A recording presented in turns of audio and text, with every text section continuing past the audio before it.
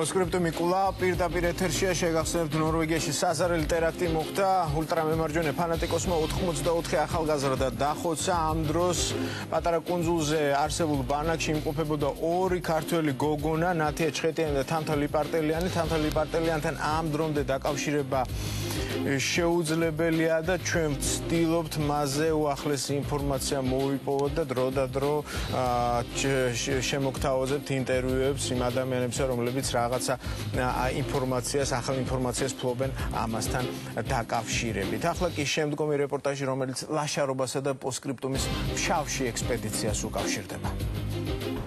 ამ გზას თუ დაადგებით დროებით ინტერნეტი, სატელეფონო საუბრები და სატელევიზიო ახალი ამბები უკან უნდა მოიტოვოთ. აი სხვა რამეების ამოღება კი არ დაგავიწყდეთ. აქაური ბუნება მკაცრია. ლაშარობა ფშავში ყოველთვის პეტრე პავლოვის მომდევნო ორშაბათს იმართება და წინა საღამოს აქ დატვირთული მანქანებითა და ზურგებით ფშაველები ხმელგორის ძირში იკრიბებიან. ღამის გასათევად ზოგი არაგვის პირას ბანაკდება. ზოგი კი იმავე საღამოს გორის წვერისაკენ მიემართება. სალოცავის სიახლოვეს ღამის თევას თავისი მიზეზი აქვს. საკლავე უნდა გაათენონ ღამეო, აი ტრადიცია ეგეთი რა. ვინც ოჯახთან ერთად შორიდან მოდის, თან საოჯახო ნივთები, რამდენიმე ხელი ტანის ამოსი და სურსათ სანოვაგემო აქვს. იმაში რომ მოყვები მთაში, მერე უკვე უაზროთ მოგა ყველაფერი. კარვიდან ბორბალოს მთა ჩანს. შებინდებულზე ყველა კოცონს ანთებს. ისე დავეცი მე მონა შენი ვერ ვიგრძენ, თუმცა გადამარჩინე. დამიწყებია თურმე. ყველას გაუმართლა რომ არ იწვიმა. გაიხვა მტორში, ყოლია თურმე ხის. სადი გაგიფიჭდათ მანქანა. აი ხემზე. გადაწყვეტილება გამოცდილებიდან მოდის. სწორედ ამიტომ ზოგი დასაძინებლად ავტომობილს ირჩევს. აქ მირჩევნია, ეს უფრო პრაქტიკულია. თორნიკემ დღის სინათლეზე ვერ მოასწრო და თავისთვის პატარა კარვის კეთებას დაღამებულზე განაგრძობს. ხოთან ერთად რატო არ გინდა რჩევა? რა ვიცი, იქ წავა ეხა სმაჭამა და მე არ მინდა. ამელა შარის ფეობებ ეს სიმღერა ფაქტობრივად რეპეტიციაა ხვალინდელი საპასუხისმგებლო დღისთვის. ლაშარობა ფშაველებისთვის მნიშვნელოვანია. გადასახლებული შთამომავლები მამაპაპის სალოცავს უბრუნდებიან. ეს არ არის არც ექსკურსია, ეს არ არის არც გართობა. გვასწავლის რომ არ დავივიწყოთ წინაპართა ხატები. ლაშარობის დილა. ლაშარის გორაზე ასვლა მოთხრებულზე იწყება. ვიწრო და მიხვეულ-მოხვეული ბილიკებით. ხედარს გზა უნდა დაუთმო. ამოვიდით გორაზე და აქედან ახლა უკვე გზაურად იყოფა. აქეთ დავსდებიან ქალები, იმიტომ რომ მათი გადმოსვლა აქეთ ნაწილში არ შეიძლება. თანამ საკლავი დაიკვლება, მამაკაცები აქ არიან და იქით ხევისბერი ხალხს ელაპარაკება. კიდევ ერთი აკრძალვა, ვინც ბოლო 16 დღის განმავლობაში სამძიმარზე ყოფილა, სარიტუალო ადგილთან მიახლოების უფლება არ აქვს და შეუძლია ადგილი ფერდობზე, ქალების გვერდით დაიკავოს. მიცვალებულზე ელაპარაკება. დაირითი აიხსნება. ძველი ტრადიციაა. ხევისბერმა მოითხოვა, რომ მას აღარ გადაუღოთ. რიტუალის ჩასატარებლად ემზადება, სადიდებელი უნდა წარმოთქვას.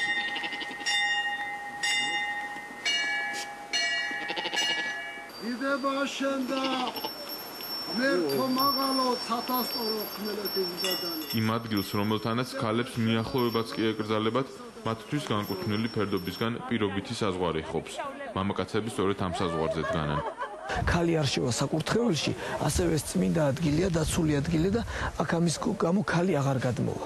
123 წლის წინ ვაჟა-ფშაველა ლაშარობის დღესასწაულს დასწრებია და წერდა. გალავნის წინ დგას ყორის ოთკუთხედი, რომელზეც წმინდა გიორგის ხატი და ჯვარი ასვენია. გალავნის იქით იმყოფება საჯარე, სადაც ხევისბერების მეტი ვერავინ შევა. საჯარე ყორისაა და ზედ სიპიქვები ახურია. ამ გალავნის იქით გადასვლა ხორციელს თუ ის არ არის ღვთისმსახური, თუ ის არ არის ხევისბერი, გადასვლის უფლება არ აქვს.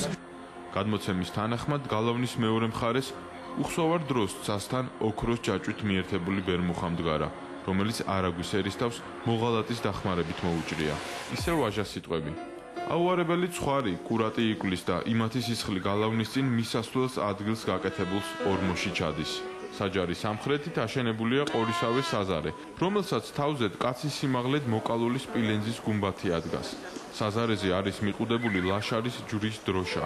ამ ადგილს წინათ ყოფილა აშენებული ლაშა გიორგისაგან ეკლესია, წმინდის გიორგის სახელზე, რომლისთვისაც მშვენიერი ხატი წმინდის გიორგის შეუწირავს. ეს გარემოება ხალხს დავიწყებია. შეწირული და შემწირველი გაუერთებია და კიდეც გაუღმერთებია. ძალიანძლიერია ხელმწიფო ლაშარის ჯვარი მთელს შავის ხეობაში. ცამარ მეფეს უთხრა ასეთი ამბავი ეპისკოპოსმა, რომ იგი მოდიოდა იმ სადაც წარმართული სალოცავებია, იქ ახლოს დავაშენოთ ეკლესიები. სადიდებელი დასრულდა. ხარებისა და ბატკნების დაკვლას დიდებიც უყურებენ და პატარებიც. საშეშინდება რომ უყურებს. ლაშარის ჯვარი ფშავის 15 თემის მფარველი ღვთაებაა, რომელსაც ბარაქიანობას და ავადმყოფობისა და ზიანისაგან დაცვას შესთხოვდნენ. ცნობიერად მაინტერესებს იქ რა შეიძლება ხდებოდა და ძალიან ბედნიერი ვარ, როცა იქ გადაღებულს ვნახულო.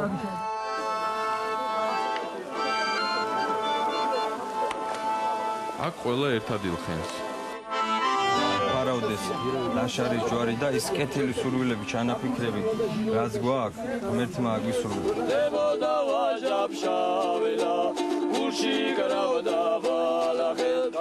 დაახლოებით 1 საათის შემდეგ დიდისა და პატარას ყურადღებას ისევ სარიტუალო ადგილი იქცევს, სადაც ქვაზე ღვინით სავსე საყეენო თასს დგამენ. უძველესი 12 წლიანი თასი. ხევისპერს ლაშარის დროშა მოაქვს. ისევ სადიდებლის სათქმელად ემზადება. კამერას აქცევს ყურადღებას, მაგრამ უკვე თანხმდება რომ გადავუღოთ. იდება შენ ზალსა, შენს მხარსა, ხმელ გორზე ბრძანებულო, აქ მაბრუნებელ მატრიალებელ ვანგელოზო. ნადალიონ ღვინო. უხელოთ. ერთ-ერთი ვერსიით ტრადიციულად თასში ლუდი ისხმებოდა. თითოეული მონაწილე სასმისში ფულს ჩააგდებდა და ვინც ბოლომდე შესვამდა, თასიცა და მასში მოგროვილი თანხაც მას ერგებოდა. ახლა თითოეული გამომსვლელი თანხას სასმისთან დებს. ბოლომდე შესმა სავალდებულო არ არის. ხელები ზურგზე უნდა ჰქონდეს შემოწყობილი. შეძახილი შაიშრო ნიშნავს, რომ ღვინისმა უნდა შეწყვიტოს. შაიშრო. საყეენო თასის რიგრიგობით სმას ფერხული მოხვება.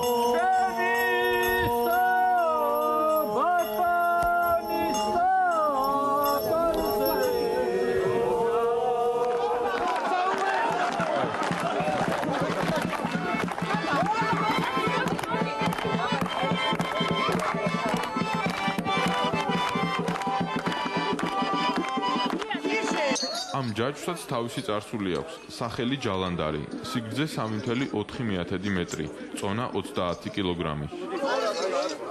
გაიმარჯვებს ის, ვინც გაშლილი მკლავით ჯაჭვს ჰორიზონტალურად და მცირე ხნით მაინც გააჩერებს. მშაველებმა გადმოცემით იციან, რომ მათი წინაპრები ჯაჭვის აწევით ომში წამსვლელებს არჩევდნენ.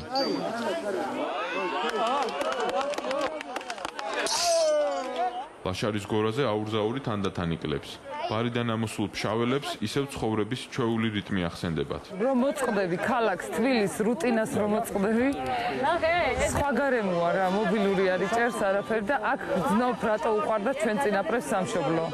კორპუსების, შუქნიშნების და მანქანების ფონზე სამშობლოს სიყვარული არ გამოდის. გაჩერდები აქ დიდხანს? მე, დიდხანს არა, მაქსიმუმ 4 დღე ყოფილვარ. მომავალ წელს ამ ფანჯარაზე ლაშარობა 2012 დაიწერება. ახლა კი ორი სასმელი, რომლის გამო პოსტსკრიპტუმად თითქმის ნახევარი მსოფლიო მოიარა. გიორგი გვიშიანმა ნატახტართან ერთად მთელი ტურნე მოაწვა, ამ კომპანიამ თავისი ექსპორტი გააზარდა და პოსტსკრიპტუმის მეშვეობით ახლა თავის მიღწევებს გაგაცნობთ.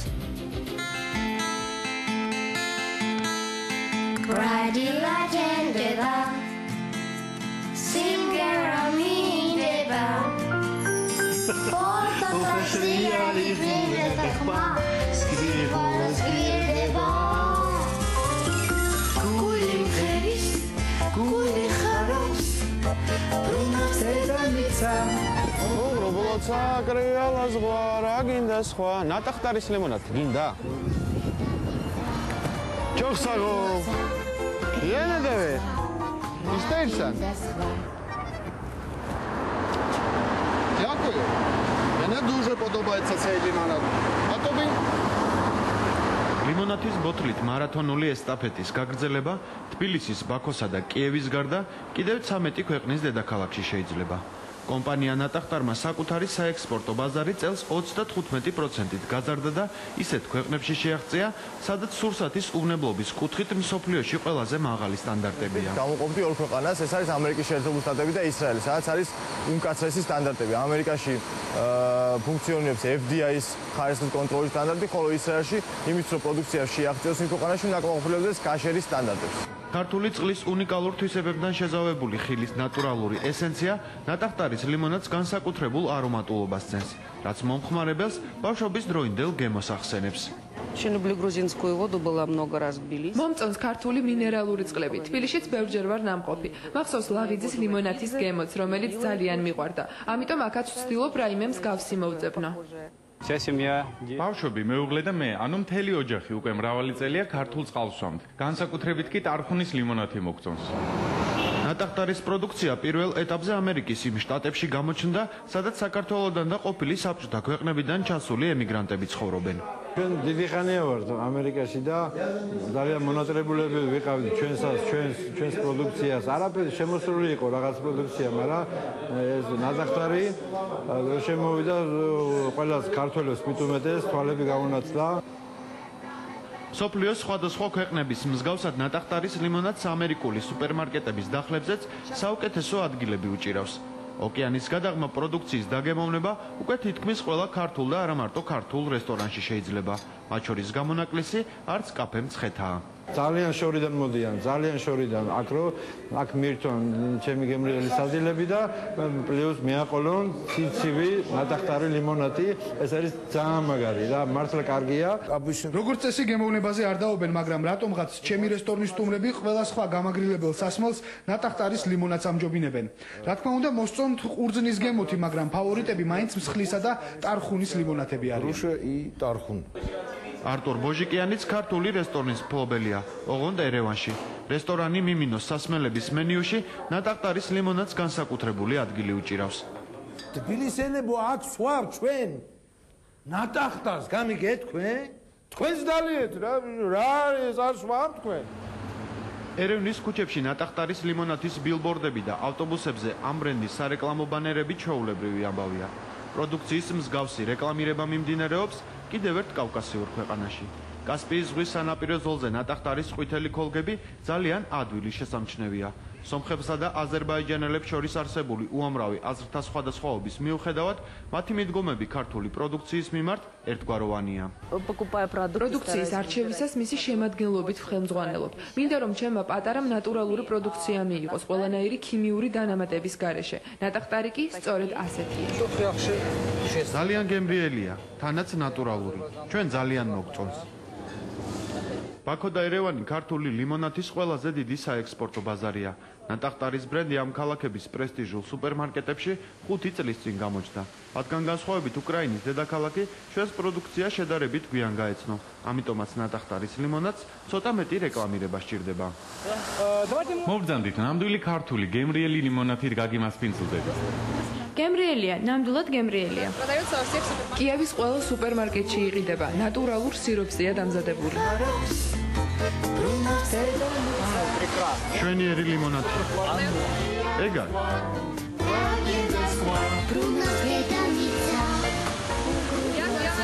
ძალიან გემრიელია. წარმატებული საექსპორტო პოლიტიკით კომპანია ნატახტარმა სოფლიო ბაზარზე ქართული პროდუქციის კონკურენტ უნარიანობა კიდევ ერთხელ დაამტკიცა. ქარხანა დღეისათვის 7 სხვადასხვა არომატის გამაგრილებელ სასმელს ასხამს. მათგან ყველაზე დიდი მოთხოვნით კი მსხლისა და ტარხუნის ლიმონათების აგებულება. თუმცა ჩემი კოლეგის მოგზაურობა ამით არ დასრულებულა. მსოფლიოში არანაკლებ ცნობილ სასმელთან ერთად პოსტსკრიპტუმი მადრიდის ყველაზე ცნობილ კორიდას მოედანზე იმყოფებოდა. ამჯერად გავეშებული ხარების ნაცვლად იქ მათ თავზე ხელაღებული ბაიკერები დაახვნეს, რომლებიც 10 წლის იუბილეზე Red Bull-მა შეკრიბა.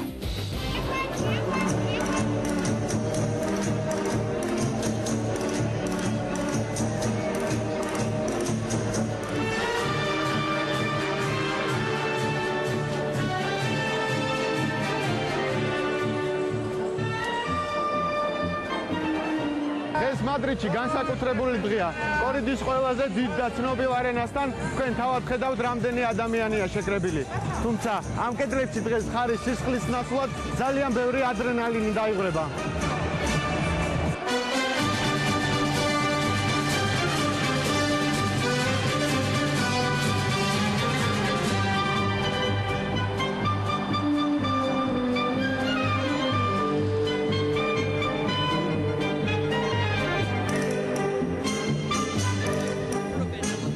კორიდის ყველაზე ცნობილი და გრანდიოზული არენა ლას ვენტასი Red Bull-ის X-ფაიტერების შერკინებას მეათეჯერ მასპინძლობდა. საიუბილეო ტურნირი ისეთი დაძაბული და ემოციური აღმოჩნდა, როგორიც ამ არენას ესპანეთის დედაქალაქსა და Red Bull-ს ეკადრებოდა. მას შემდეგ რაც ცენტრში მდგარმა ტორეადორმა ერთი მოტომრბოლელი გრაციოზული მოძრაობით ჩამოიშორა, არენაზე ხარივით გავეშებული მსოფლიოში ყველაზე თავზე ხელაღებული 12 X-ფაიტერი შემოვარდა. 25,000 მაყურებლის გამაყრუებელი ყიჟინის თანხლებით ისინი კორიდის ფანებს დაერივნენ.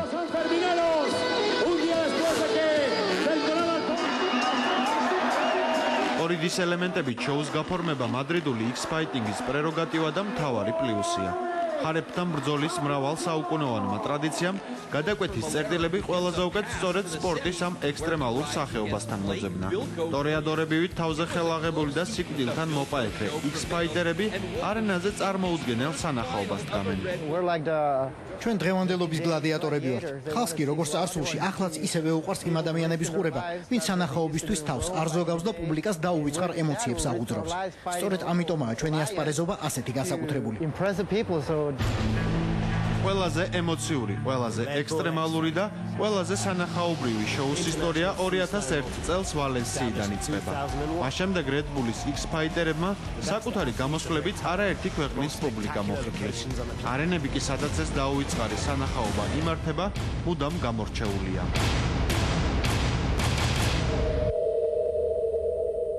მადრიდში ლას ვენტასის არენაზე მაყურებლის წინაშე 12 მოტომრბოლელი გამოდიოდა. ინდივიდუალური სტილი, ტექნიკური შესრულების ხარისხი, ტრუკების სირთულე, მრავალფეროვნება და მაყურებლისათვის დადგმული შოუ.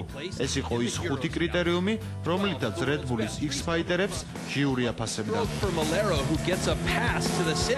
სპორტის ამ ექსტრემალური სახეობის 10 წლის იუბილე რიგით 33 ტურნირს დაემთხვა. მადრიდულ პუბლიკას ამ შერკინებაში საკუთარი ფავორიტი 24 წლის დენი ტორესი ჰყავდა. ლას ვენტასზე გამოსვლა ყველა ფაიტერისთვის განსაკუთრებული პატივია. ჩემთვის კი ამ არენაზე ასპარეზობას დიდი პასუხისგებლობაც ემატება.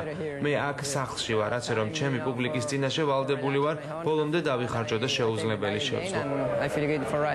ბაიკერს ეს არენა 2 წლის წინ უკვე ჰქონდა დაპყრობილი, თუმცა გასულ წელს მან ბრძოლა ავსტრალიელ რობი მედისონთან დათმო, რომელმაც აი ასეთი წარმოუდგენელი რამ ჩაიგდო.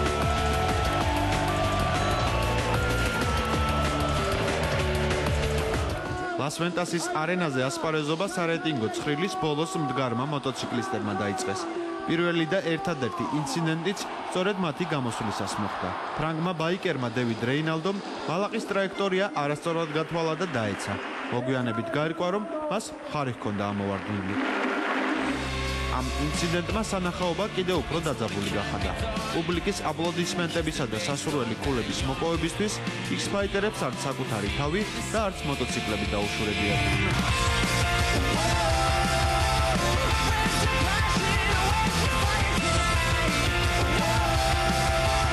წესების მიხედვით ერთმანეთს 2 X-ფაიტერი ერკინებოდა. გამარჯვებული კი მომდევნო ტურში გადადიოდა. 2 საათიანი თავბრუ დამხვევი ბრძოლის შემდეგ არენაზე 4 მონაწილე დარჩა. ნახევარფინალში დენი ტორესის მეტოქე ჯოშ შიჰანი აღმოჩნდა. კიდევ ერთ ესპანელ მაიკ მერეროს კი სატურნირო წრილში მეხუთე ადგილზე მყოფი ბლეიკ უილიამსი დაუპირისპირდა. ორივე შერკინებაში ფავორიტებმა გაიმარჯვეს, მაგრამ ფინალურ ორთაბრძოლამდე ლას ვენტასზე შეკრებილი პუბლიკა კიდევ ერთი დაუვიწყარი შოუს მონაწილე გახდა. არენის ცენტრში ულამაზესი ესპანელი ქალი ფლამენგოს არც მეტი არც ნაკლები მხედარს ეცეკვებოდა. ამ საოცარი სანახაობის დასრულების შემდეგ ტურნირის ფინალური შერკინებაც დაიწყო. ტორეადორის მსგავსად X-Fighter-ის წარმატებაც მხოლოდ მას შემდეგ იწყება, თუ მისი გამოსვლა ლას ვენტასზე შეკრებილმა 25,000-მა მაყურებელმა აღიარა. ამიტომ თითოეული ფინალისტი ჟიურის წევრებზე მეტად სწორედ პუბლიკის მოხიბლვას ცდილობდა. X-Fighter-ების მადრიდული შოუ, რომელიც ზღაპარს უბრალოდ და ეს უკვე ლეგენდად იქცა. და ამ ლეგენდის სახელია დევიდ ტორესი.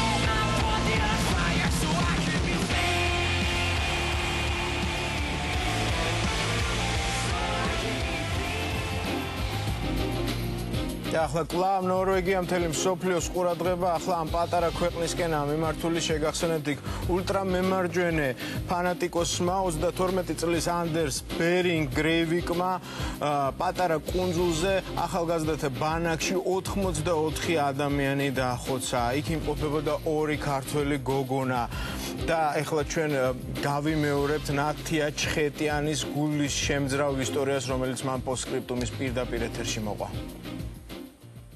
ჯერჯერობით არავითარი ახალი ცნობები პოლიციამ ახლახანს თხოვა სპეციალური დამახასიათებელი ნიშნებით ამ გარეგნობის შესახებ და საავადმყოფოდანაც ჯერჯერობით არის მის არაფერი, ამიტომ არ ვიცი. შევიკრიბეთ საკონფერენციო ოთახში, sadაც გითხრეს, რომ რაღაც მოხდა რის შესახებაც ინფორმაცია უნდა მოეწოდებინათ. და მას თქვეს, რომ ანუ ოსლოში მოხდა აფეთქება და თუმცა უტყეს არაფერი ემუქრება და შეგვიძლია რომ შვიდად ამ შევინარჩუნოთ სიმშვიდე კონსულზე. შემდეგ ანუ მე და თამთან დავტოვეთ საკონფერენციო ოთახი და წავედით ჩვენს ოთახში, სადაც მე დავტოვე თამთან და გავედი საპირფარეში, რომელშიც დაჭირდა ზუსტად ჩემს უკან დაბრუნებაში თამთა უკვე აღარ იყო. ანუ მე და უკვე გზაზე შემოხვდა ხალხი, რომელიც მორბოდა და პანიკაში იყო და უკვე შევედი საკონფერენციო ოთახში, დავიწყე თამთას ზებნა, იქ არ იყო და ამის შემდეგ დაიწყო ხალხის გადაადგილება ერთი ოთახიდან მეორეში, რადგან უკვე ისროდნენ გარეთ, ანუ ისმოდა ეს ყველაფერი და გავინახე ხალხი სისხლიანი, რომელიც დარბოდა აქეთ-იქეთ. შემდეგ უკვე ჩვენ გავედით გარეთ და სანაპიროს აუყევით სამოყრდის ქვეშ. ვცნობდით ჩვენს უკან როგორ გვიახლოვდებოდა იარაღის ხმა. შემდეგ გავედით ზემოთ მოკლედ მთაზე, სადაც ჩვენ ნახეთ ანუ გზაზე მოკლედ შეგვხვდა დაახლოებით 7-8 ადამიანი, რომლებიც იყვნენ იმალებოდნენ როგორც ჩანს და ყველას თავში ჰქონდა ნასროლი.